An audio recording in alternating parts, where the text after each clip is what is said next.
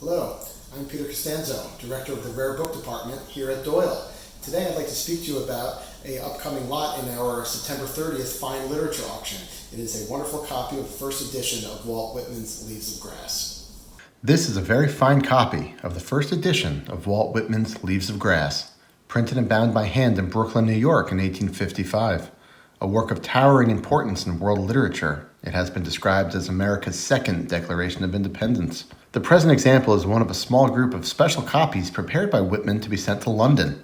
It includes 5 promotional reviews, all written by Whitman himself except one, a copy of a letter to him from fellow poet Ralph Waldo Emerson, who upon reading Leaves of Grass wrote much to Whitman's delight, "I greet you at the beginning of a great career."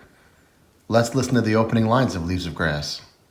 I celebrate myself, and what I assume you shall assume, for every atom belonging to me as good belongs to you.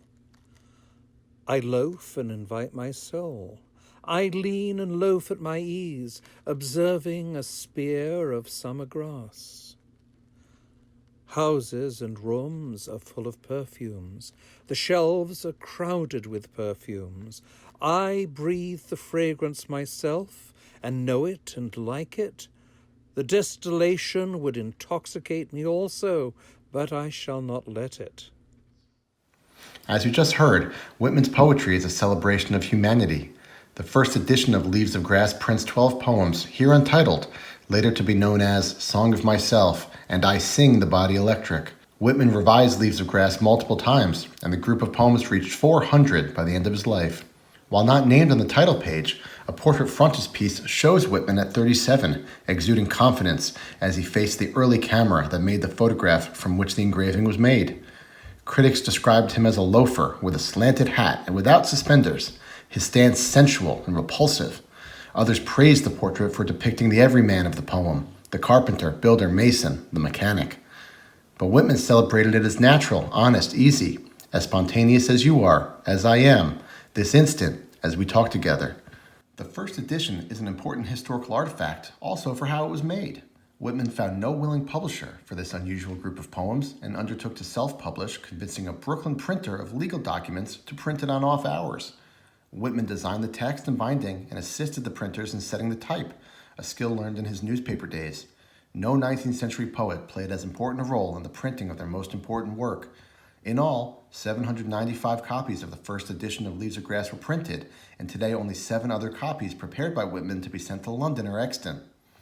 Also of note in this copy is a misprint on page 4 of the preface, in which the word "and" is misspelled. It is known that Whitman read proof as the sheets came off the press, and that this particular misprint was caught early. This misprint is reported in fewer than 20 copies. Thus, the opening sheets here are from the first batch off the press, when for Whitman, the excitement in the print shop would have been sky high, and his beautiful vision for this book finally actualized. Beyond publication, the present copy has a distinguished provenance. The earliest bookplate, discreetly placed on the rear paste-down, is that of Henry Reeve, editor of the Edinburgh Review. Later, the book was acquired by another important collector, Sir Herbert Leon, whose bookplate is found below Whitman's inserts. Finally, the book was acquired in 1938 by collector Duncan Cranford.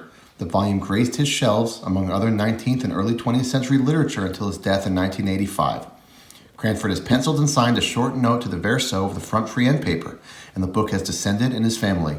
It is now offered for auction for the first time in 60 years. In all, given the importance of the poem and the rarity of the book, its fine state of preservation without restoration, and its notable provenance, this is a very desirable copy of the first edition of Walt Whitman's Leaves of Grass.